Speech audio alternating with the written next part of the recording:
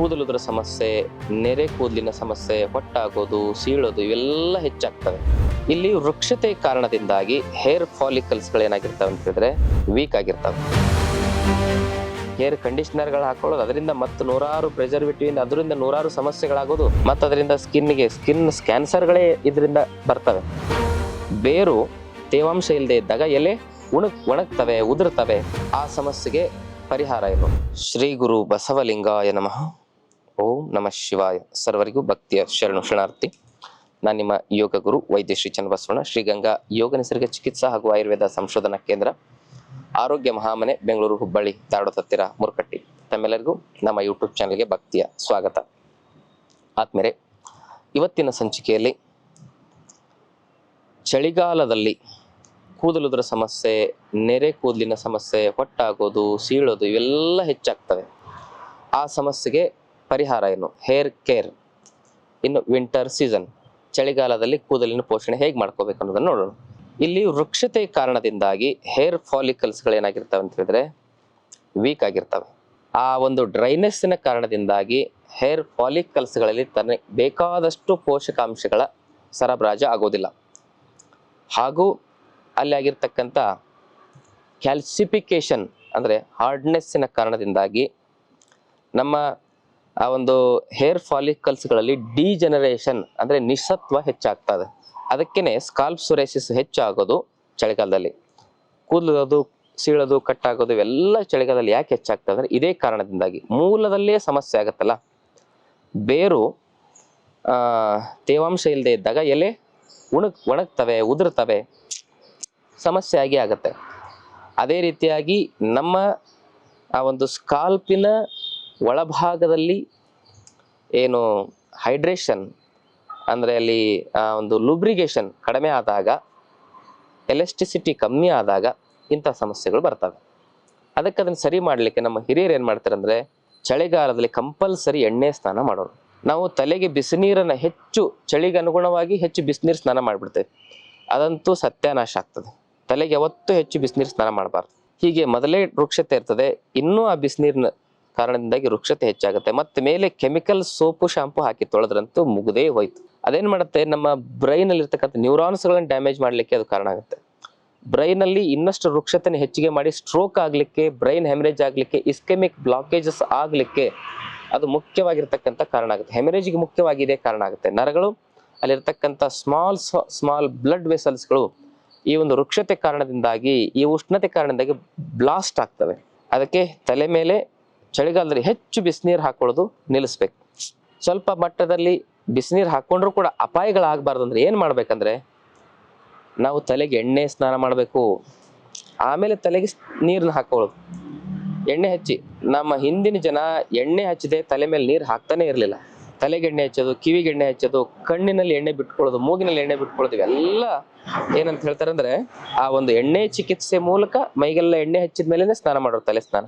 ಈಗ ಹಾಗೆ ಬಿಸಿ ನೀರು ಹಾಕೊಳ್ಳೋದು, ಸೋಪು ಶಾಂಪು ಹಾಕೊಳ್ಳೋದು, ಅದು ಡ್ರೈನೆಸ್ ಇಂದ ಏನೋ ಸಮಸ್ಯೆ ಆದರೆ ಅದಕ್ಕೆ ಹೇರ್ ಕಂಡೀಷನರ್ಗಳು ಹಾಕೊಳ್ಳೋದು, ಅದರಿಂದ ಮತ್ತು ನೂರಾರು ಪ್ರಿಸರ್ವೇಟಿವ್ ಅದರಿಂದ ನೂರಾರು ಸಮಸ್ಯೆಗಳಾಗೋದು. ಬಾಡಿಗೆ ಕಾಸ್ಮೆಟಿಕ್ಸ್ ಬಳಸೋದು, ಮತ್ತು ಅದರಿಂದ ಸ್ಕಿನ್ ಕ್ಯಾನ್ಸರ್ಗಳೇ ಇದರಿಂದ ಬರ್ತವೆ. ಅದಕ್ಕೆ ನ್ಯಾಚುರಲ್ ಆಗಿ ನಮ್ಮ ಆ ಒಂದು ಕೂದಲಿನ ಪೋಷಣೆ ಮಾಡ್ಬೇಕಂದ್ರೆ ತಲೆಗೆ ಹರಳೆಣ್ಣೆ, ಎಳ್ಳೆಣ್ಣೆ ಅಥವಾ ಕೊಬ್ಬರಿ ಎಣ್ಣೆ ಮೂರಲ್ಲಿ ಯಾವ್ದಾದ್ರು ಒಂದು ಚೆನ್ನಾಗಿ ಹಚ್ಚಿ ಮಸಾಜ್ ಮಾಡಿ ಅರ್ಧ ಗಂಟೆ ಬಿಟ್ಟು ತಲೆ ಸ್ನಾನ ಮಾಡ್ಬೇಕು. ಅರ್ಧ ಗಂಟೆ, 1 hour, 3-4 hour ಬಿಟ್ಟರು ಏನು ತೊಂದರೆ ಇಲ್ಲ. ಮಿನಿಮಮ್ ಅರ್ಧ 1 ಗಂಟೆನಾದ್ರು ಬಿಡ್ಬೇಕು, ಅದು ಅಬ್ಸಾರ್ಬ್ ಆಗ್ಬೇಕದು.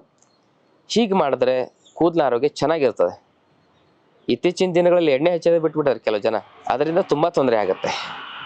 ಮಾನಸಿಕ ಸಮಸ್ಯೆಗಳು ಕೂಡ ಹೆಚ್ಚಾಗೋದು ಇದರಿಂದಾನೆ, ಎಂಜೈಟಿ, ಡಿಪ್ರೆಷನ್ ಎಲ್ಲ.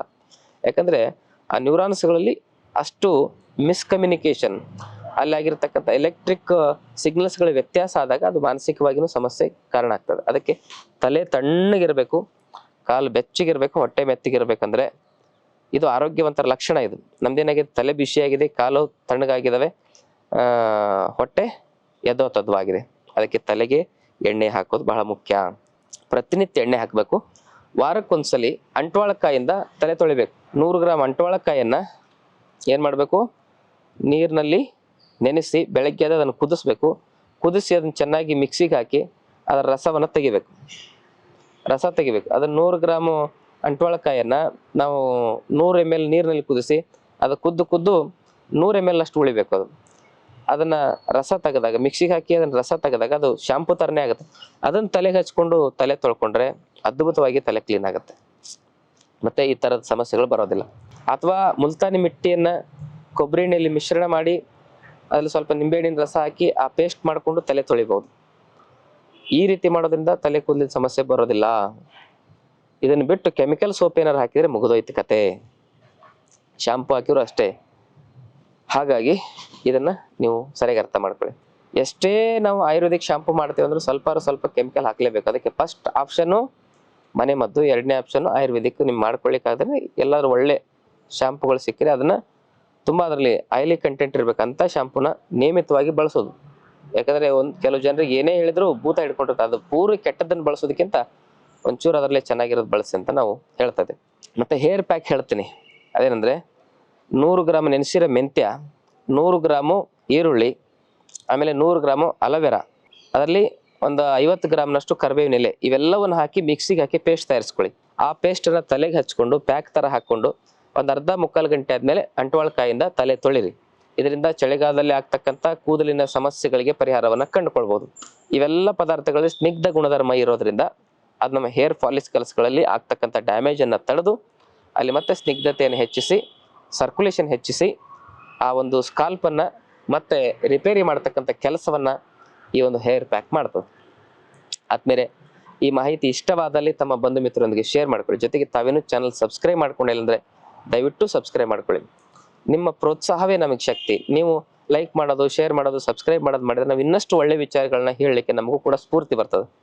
ನಿಮ್ಮಿಂದ, ನಿಮ್ಮ ಉತ್ಸಾಹದಿಂದ, ನಿಮ್ಮ ಪ್ರೀತಿ ವಿಶ್ವಾಸದಿಂದ ನಮ್ಮ ಚಾನಲ್ ತುಂಬಾ ಜನರಲ್ಲಿ ತಲುಪ್ತಾ ಇದೆ. ಇನ್ನೂ ಹೆಚ್ಚು ಜನರಲ್ಲಿ ತಲುಪಿಸೋದು ನಿಮ್ಮ ಜವಾಬ್ದಾರಿ ಅಂತಕ್ಕಂಥ ಮಾತನ್ನು ಹೇಳ್ತಾ, ಆದ್ಮೇಲೆ ಗುಣವಾಗದ ಕಠಿಣ ಕಾಯಿಲೆಗಳಿಂದ ಬಳಲ್ತಾ ಇರೋರಿಗೆ ನಮ್ಮಲ್ಲಿ ಆಯುರ್ವೇದ ಮತ್ತು ಪಂಚಕರ್ಮ ಚಿಕಿತ್ಸೆಗಳಿದಾವೆ. ಒಂದ್ಸರಿ ಅವರಿಗೆ ಕನ್ಸಲ್ಟೇಷನ್ ಮಾಡಿ ಚಿಕಿತ್ಸೆಗಳನ್ನ ಕೊಡಿಸೋದು ಸೂಕ್ತ ಅಂತಕ್ಕಂಥ ವಿಶೇಷ ಸೂಚನೆಯನ್ನು ಕೊಡ್ತಾ ನಮ್ಮಲ್ಲಿ 5 ದಿನದ ಆರೋಗ್ಯ ಶಿಬಿರ ನಡೀತಾ ಇದೆ. ಅಲ್ಲಿ ಆರೋಗ್ಯದ ಸಮಸ್ಯೆಗಳು ಬಂದವರು ಬರ್ಬೋದು, ಮೆಡಿಸನ್ ಹೇಗೆ ಬಿಡ್ಬೇಕಂತ ಹೇಳ್ಕೊಡ್ತೇವೆ. ಮತ್ತೆ ಆರೋಗ್ಯದ ಸಮಸ್ಯೆಗಳು ಬರಲೇಬಾರದು ಅಂದ್ರೆ ಯಾರು ಮೆಡಿಸನ್ ಕೊಡಲ್ಲ. ಅದು ಬರದಂತೆ ಹೇಗಿರಬೇಕು ಅನ್ನೋದನ್ನ ಜೀವನ ಕ್ರಮ, ಆಹಾರ ಪದ್ಧತಿಯನ್ನ ಹೇಳ್ಕೊಡ್ತೇವೆ. ಅಲ್ಲಿ ರೋಗಶಾಸ್ತ್ರದ ಬಗ್ಗೆ ಮಾಹಿತಿ ಕೊಡ್ತೇವೆ, ವಾತಪಿತ್ತ ಕಫದೋಷಗಳ ಬಗ್ಗೆ ಮಾಹಿತಿ ಕೊಡ್ತೇವೆ, ಸಪ್ತಧಾತುಗಳು, ಪಂಚಮಹಾಭೂತಗಳು, ಆಹಾರವೇ ಪರಮೌಷಧ ಅಂತ ನಮ್ಮ ಚರಕ ಅಶುಶ್ರುತ ವಾಗ್ಭಟ್ರು ಈ ಆಯುರ್ವೇದ ಶಾಸ್ತ್ರಜ್ಞರು ಹೇಳ್ತಾರೆ. ಆಯುರ್ವೇದ ಶಾಸ್ತ್ರ ಬದ್ಧವಾಗಿ ನಿಮಗೆ ಆಹಾರ ಪದ್ಧತಿನ ಹೇಗೆ ಚಳಿಗಾಲದಲ್ಲಿ, ಮಳೆಗಾಲದಲ್ಲಿ, ಬೇಸಿಗೆ ಕಾಲದಲ್ಲಿ ಹೇಗೆ ಇಟ್ಕೊಳ್ಬೇಕು, ದಿನಚರ್ಯ ಋತುಚರ್ಯವನ್ನು ಹೇಗೆ ಇಟ್ಕೊಳ್ಬೇಕು ಅನ್ನೋದನ್ನ ಸಂಪೂರ್ಣ ಮಾಹಿತಿಯನ್ನ ಆ ಶಿಬಿರದಲ್ಲಿ ನಾವು ಕೊಡ್ತೇವೆ.